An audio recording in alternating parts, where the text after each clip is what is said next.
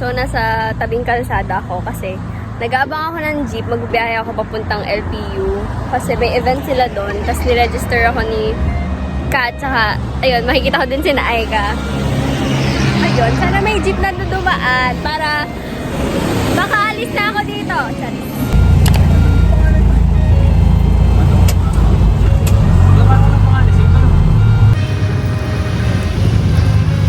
Ngayon na lang ulit ako nakapag-call.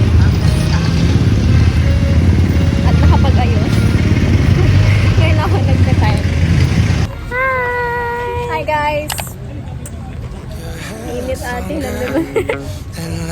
Ang tagal ate ko.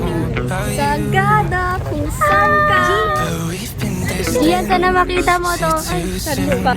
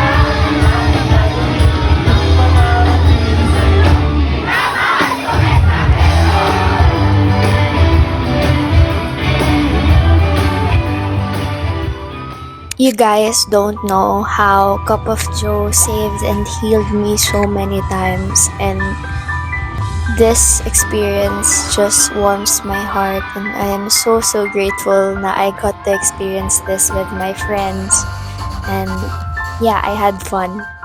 Hi guys, nakauwi na ako, and ayun, update lang sa makeup ko, okay? Nandiyan pa rin yung highlighter ko, may konting blush pa. Pero yun. Those who are wondering, ang ginamit ko ay yung Get a Grip ng Dazzle Me. Ang labo din ang camera ko. Feel ko kailangan nito panasan kasi yan. Pero it's currently 11:32 p.m. and yeah, I'm home. Thanks Cup of Joe and thanks LPU and thanks Kat and Aika. Bye. See you in the next vlog.